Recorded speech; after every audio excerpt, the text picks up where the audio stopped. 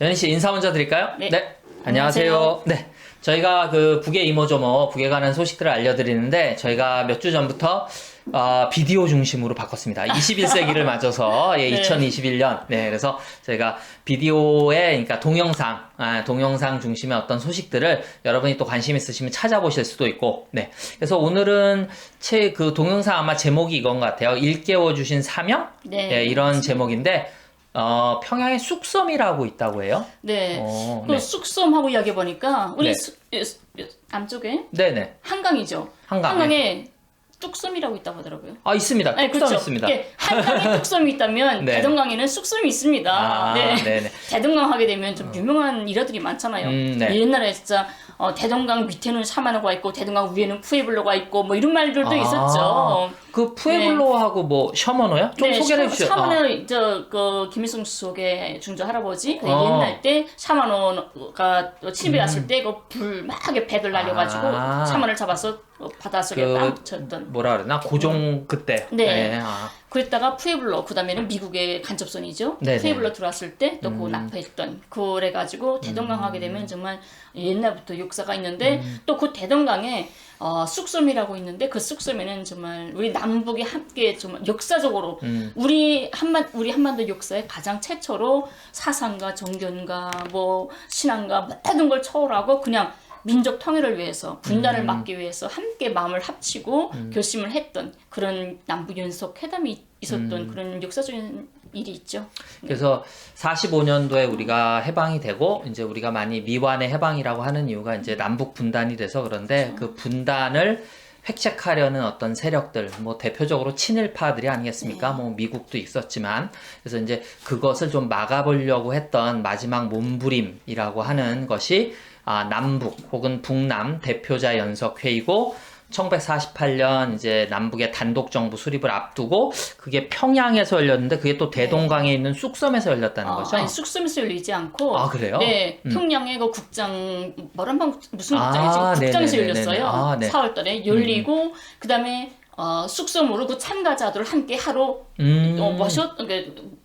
모셨던 거죠. 그래서 김일성 수석이 계실 때니까 회의 참가하고 하루 휴식하자 해가지고 그때 옛날 때니까 큰 나룻배가 있어가지고 나룻배 타고 쑥섬으로 넘어갑니다. 넘어가서 연석회의에서 우리가 했던 우리가 분단을 막기 위한 자수통일을 하기 위한 이런 거 결의안들을 했는데 그 결의안을 실현하기 위한 어떤 방도를 어떻게 할 거냐 이런 협의를 다시 하게 됩니다. 거기서 협의도 하고 또 장기도 두고 뭐 낚시질도 하고 뭐 이게 한 휴식을 했던 그런 시간인데 그때 남북연석회 참가했던 분들 보게 되면 695명 해서 거의 700명입니다. 많은 분들이 참가했네요. 네. 그 700명 중에 400명이 남조선 대표예요. 네. 더 많이 남쪽에서 더 많이 왔던 거죠.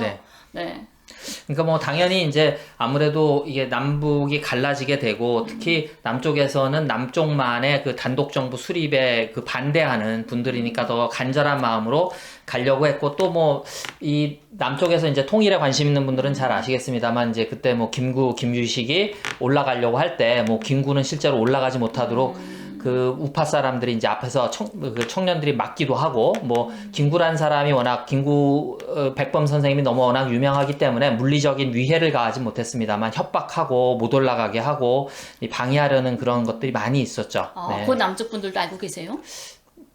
네. 아니 왜냐면 우리 북에 위대한 품에 가지고 그런 영화들이 있어요. 관련된 영화가 제목이? 있어요. 김구가 김 선생님이 올라오시기 전에 올라오는 가정에 막 테러 하게 하니까 그다음에 인장 그걸 빼앗겠다고 가려면 인장만 넣고 가라고 그 인장이 우리나라인데 그 인장을 뺏기면 우리 어떡하냐 하면서 김구 가더라도 인장을 넣고 가라 막 이랬었는데 끝까지 이걸 없으면 내가 김구가 살아서 뭐 하겠냐. 그래서 그걸 가지고까지 올라갔던 그런 일이죠.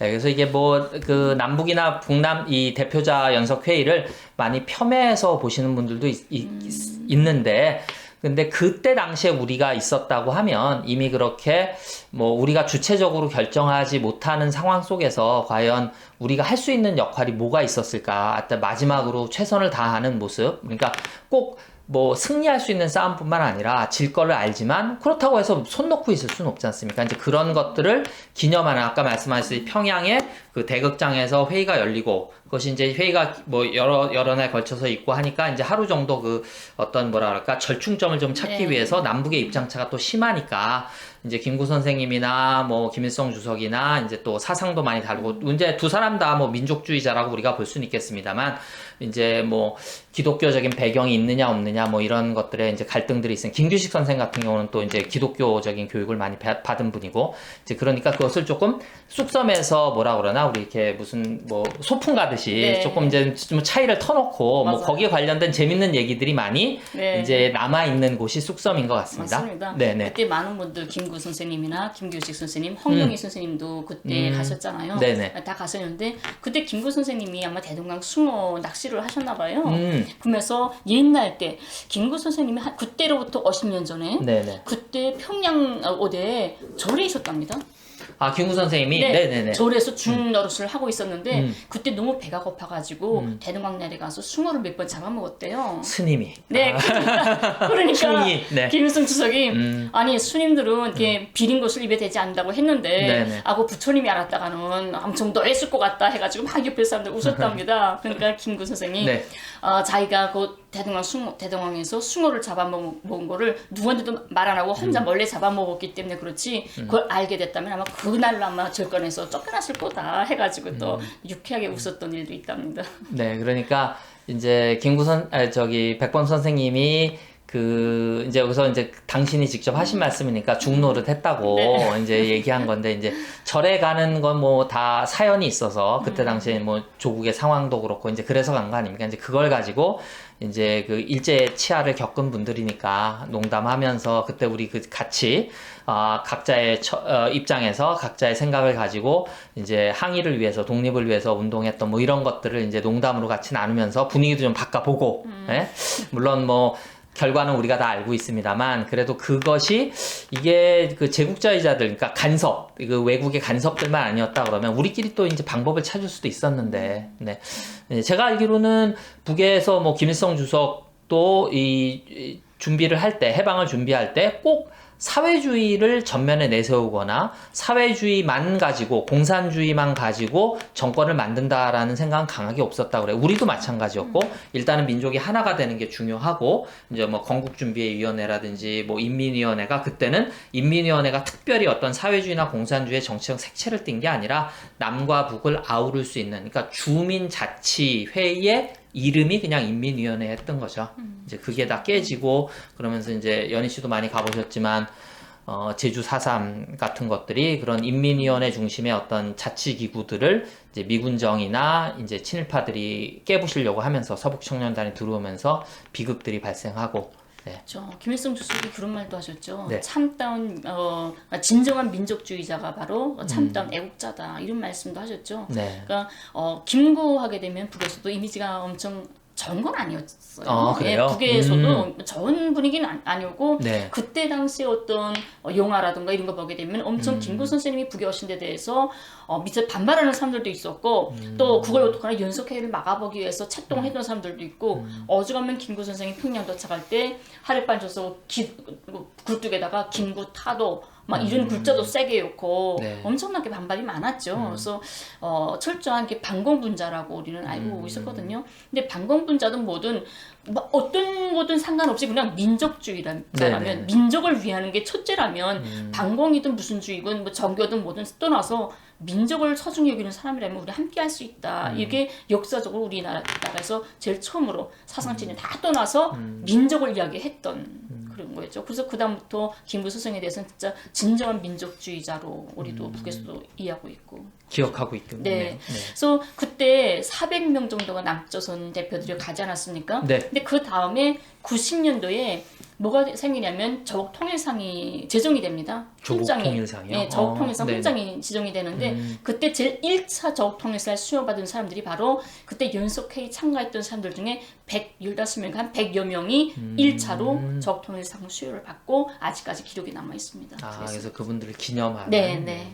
그래서 저는 그 벽초 홍명희 선생님이 원래 좀 정치적인 활동을 많이 하시거나 사회주의 사상을 많이 가지고 계셨던 분인 줄 알았어요. 근데 뭐 요즘 책을 보다 보니까 꼭 그렇지는 않으셨고, 이 남북이 갈라지면서 남한에서 이승만 정권이 쓰는 것을 보고 많이 실망을 해서 이제 북으로 올라가시게 되고, 이제 그게 처음으로 남북 대표자 연석회의에 참가하시면서 이제 북쪽으로 본인의 노선, 그러니까 거처를 옮기게 되는 뭐 이제 그런 여러 가지가 요 연석회의였다고 얘기를 하더라고요. 그래서 사진도 있네요. 저게 네. 무슨 탑 같은 게 하나 있는 것 같은데. 네, 이게 네. 통일전선탑입니다. 이게 뭐냐면 김일성 주석이 이 쑥선 옆에가 충성의 다리라고 있어요. 지금은 충성의 다리에서 지금은 다리로 연결이 돼서 연결돼서 쑥선으로 가지만 옛날 때는 충성의 다리에서 다리가 없었기 때문에 그냥 배도 있고 뭐 이렇게 가고 했는데 근데 충성의 다리 김일성 주석이 나오셔서 저기서 정말 역사적인 연석회의를 한 것인데 저게 정말 탑도 세우고 기념을 할 수 있는 탑도 세우고 그 쑥섬을 인민의 세계에 내놓을 수 있는 문화시설로 좀 멋있게 꾸려야 되겠다라는 지시도 하고 직접 여기 나와가지고 탑의 위치 또 높이 방향 뭐 형태 이런 것까지 세심히 좀 지도했던 것이죠. 이렇게 대단하니까 91년도에 드디어 이 쑥섬에 통일전선탑이 세워지게 됩니다. 지금 그 보이는 저기 네. 사진에 보이는 그게 그 통일전선탑인가요? 통일전선탑이죠. 그리고 뭐 숲이 울창하네. 사실은 제가 전에 동영상만 보고 이게 너무 잔디밭만 있어서 그랬는데 숲이 울창하네요.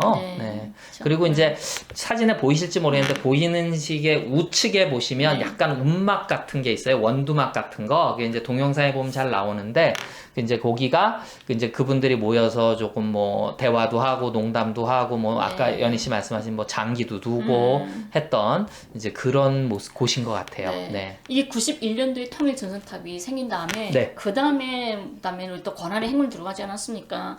95년부터 그러다 나니까 인민들도 좀 허리에 띠쩌이고 힘들고 하기 때문에 언제 쑥섬을 문화 휴양지를 꾸리고 이런 데 신경을 못 썼던 거예요. 그랬다가 다시 우리가 사회적 다시 안정된 다음에 2014년도에 김정은 위원장이 이 쑥섬을 그 유은대로 좀 정말 인민들이 정말 재밌게 잘 활용할 수 있는 문화 휴양지로 만들어야 된다 이래가지고 2016년도까지 준공이 되는데 1년 반 동안에 이제 사진을 보게 되면 이 사진이 지금 이게 네. 이제 오늘 사실은 이걸 소개해 드리려고 했는데 맞습니다. 과학기술전당인 거죠? 네. 그래서 1년 반 동안에 이게 정말 김일성 주석의 그 연석회의 그리고 업적에 깃들이는 이것을 세계 최고의 가장 최고의 과학 기술 전당을 자리 잡은 이런 과학의 섬으로 만들려고 해가지고 드디어 2016년도에 이렇게 완공이 됩니다.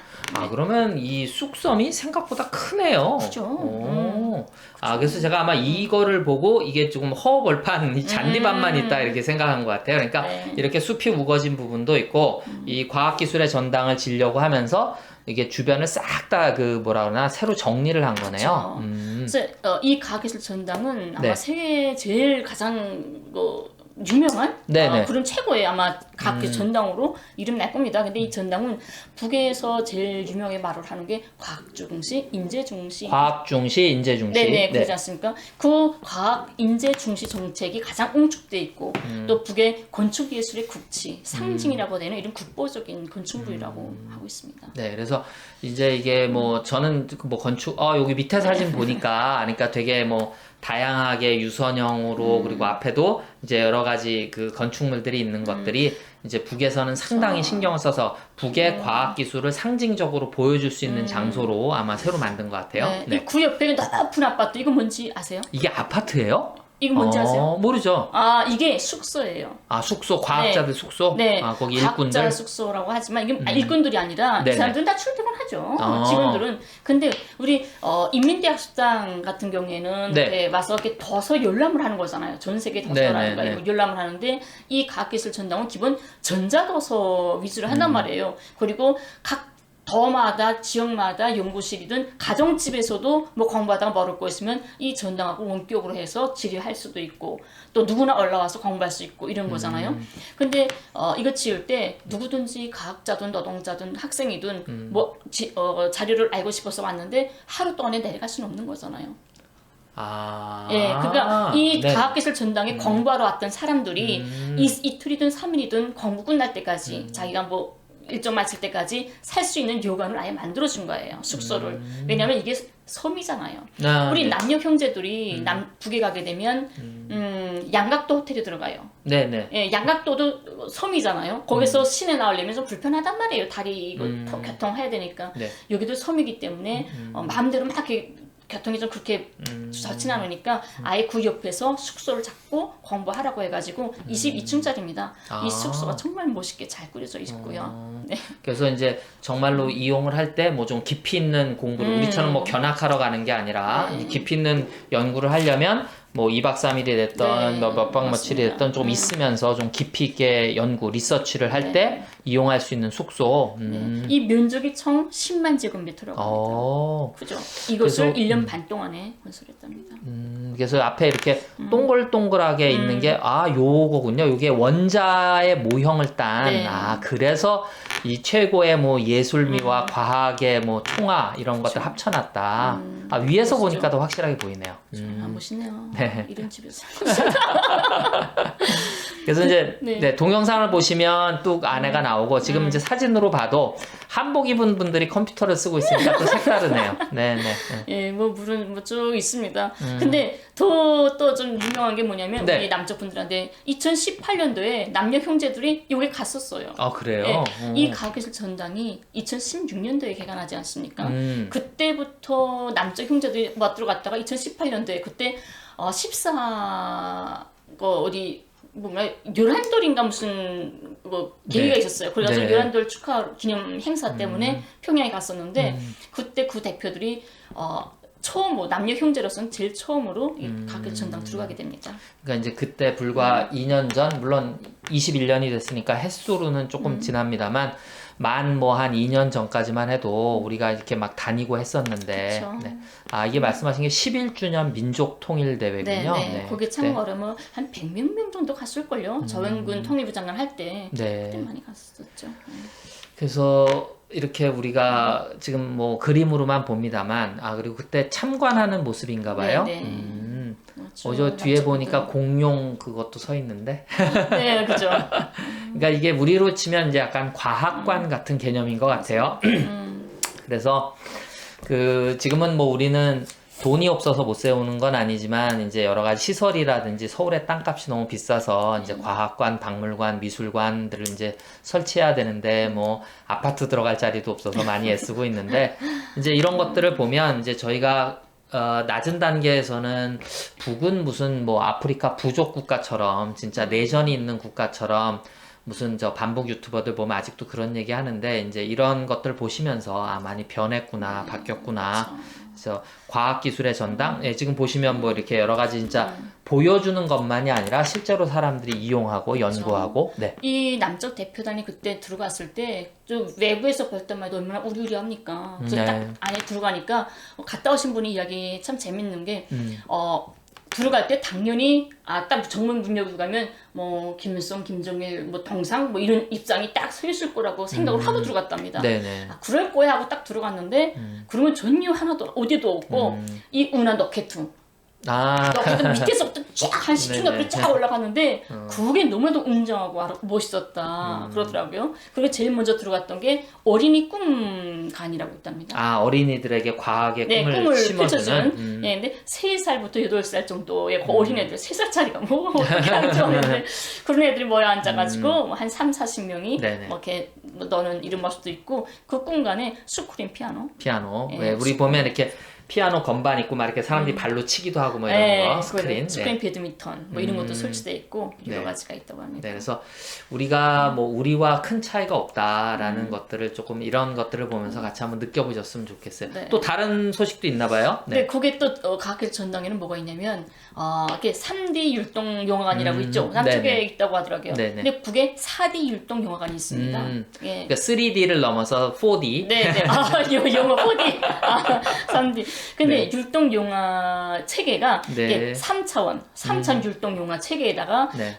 이제 환경 효과 체제를 또 더입을 그렇죠. 했답니다. 그렇게 해서 4차원 율동 체제가 됐답니다. 네. 그래서 환경 효과 체계 하는 게 영화에서 나오는 게 뭐 눈 내리고 뭐 그 진짜 내가 직접 받는 것처럼 이렇게 한답니다. 근데 이 사람들도 갔는데 거기에 노란 태의 안경이 낀대요. 네네네. 근데 한 48석 정도가 서 있는데 우자 따라서 영화 시작되니까 막 우자 똑같이 차가 달리면 막 우자 그쵸, 막 움직이고 눈이 내리고 막 비가 내리고 너무 좋았다고. 그래서 이런 어떤 그 여러 가지 이런 경험할 수 있는 이런 것들을 뭐 보여주려고 북이 만들었겠습니까? 실제로 이제 그 어린이들 그리고 청소년들 그리고 이제 뭐 심도 있게 리서치하는 사람들은 거기 연인미개실 숙소에서 연구할 수 있고 뭐 이런 것들을 만들어 놓은 체제니까 우리가 언제까지 북의 어떤 시설만 보면 이렇게 색안경을 끼고 왜곡해서 볼 게 아니라 북에 이런 게 생겼구나 라는 것들을 같이 좀 보고 우리가 북에 대한 어떤 편견들을 좀 고쳐나갈 수 있는 그러니까 사람이 뭐 종교가 있는 사람 없는 사람 그리고 뭐 자본주의 사회주의 근데 또 따지고 보면 자본주의나 사회주의도 제가 이렇게 연희 씨 만나서 많이 공부해 보면 좀 접점들을 찾아갈 수 있는 것 같아요. 우리가 서로 오해가 있어서 그렇지 그리고 뭐 정치 체제라든지 이런 것들이 지금 쑥섬이 자리 잡고 있는 과학기술의 전당이 그것을 깨보자고 했던 것이 이미 1948년에 남북 대표자 연석회의 이것의 목표가 연립정부 수립 그리고 남이나 북이나 지금 우리가 꿈꾸는 게 그런 어떤 연립정부의 수립을 우리가 이제 통일이라고도 부르는 거고 이제 그게 그 쑥섬에 가면 그 모든 게 역사적으로 그리고 오늘 21세기의 뭐 북의 모습까지 다 같이 거기 있는 것 같아요. 그렇죠. 그 역사가 참 중요한 것 같고요. 네네. 흔히 이런 말 하잖아요. 남쪽에서는 북의 모든 이런 모습을 보게 되면 많이 연출됐을 거야. 예, 그냥 이렇게 세트장처럼 이렇게 네네네. 만들었을 거야. 그런 말들이 제일 안타까웠어요. 저는. 근데 이 과학기술 전당에도 하루에 3,000명이 드나든답니다. 열람하는 사람만 네. 3,000명이고 진짜 3살 어린이부터 할아버지 할머니까지 노인까지 각계각층의 사람들이 많이 드나들기 때문에 저는 이제 남쪽 분들도 과학기술 많이 여기에 과학기술 발전하는 분들도 많고 여기도 좋은 문화 있지만 그래도 우리 한민족이고 한 동포니까 빨리 하루빨리 정세가 좋아져서 남녘 연구자들이나 모든 사람들이 이게 쑥섬 우리 역사가 있는 쑥섬에 가서 과학기술 전당에 가서 같이 공부도 할 수 있는 함께 뭐 차도 마시고 이런 좋은 시간이 됐으면 좋겠습니다. 네. 그래서 여기 보면 그 지금은 이제 그 다리 충성의 다리인가요? 네, 네, 네. 그걸 타고 가는데 옛날엔 다리가 없어서 그 나룻배를 타고 연석회 굉장히 그게 재미죠 같이 가는. 그쵸. 그래서 이게 북의 그 대동강변에 그 나룻배를 다시 이렇게 문화 상품으로 해서 우리가 관광 가면 나룻배 남북 사람들 같이 타고 뭐 미팅도 하고 뭐 이러면 좋을 것 같아요. 진짜 나룻배 타고 가면 좋겠어요. 그쵸? 네네. 그러니까 재미로 그죠. 다리로 쑥 들어가는 것도 네. 있지만 뭐 관광 간 거니까 재미로 그걸 다시 한번 해보기를 혹시 북에서 보시면 제가 건의드립니다. 그래서 이 그 동영상 중에 무슨 이거 잊어버렸네 제목을 뭐 역사의 증견자인가 뭐 이렇게 돼 있더라고요. 그래서 그 이제 이게 쑥섬에 가면 이제 그 이런 모습들을 실제로 네. 보는 그걸 이제 무슨 역사의 증견자라는 말을 쓰더라고요. 증견자. 네네네. 이런 말 그런 말 안 쓰나요? 네, 우선 좀 익숙하지 않아서 말이. 우리는 역사의 증견자 뭐 이런 말 많이 쓰죠. 네, 그래서 그렇게 아마 검색해 보시면 그러니까 봐서 증언한다 뭐 이런 것 같아요. 네. 그래서 이제 그렇게 찾아보시면 쑥섬과 관련된 과거와 오늘 그리고 미래를 같이 볼 수 있는 그런 동영상도 볼 수가 있고 저희가 좀 소개를 해드렸습니다. 네. 아쉽지만 뭐 쑥섬을 가보신 걸로 생각하고 오늘은 여기서 마칠까요? 네. 감사합니다.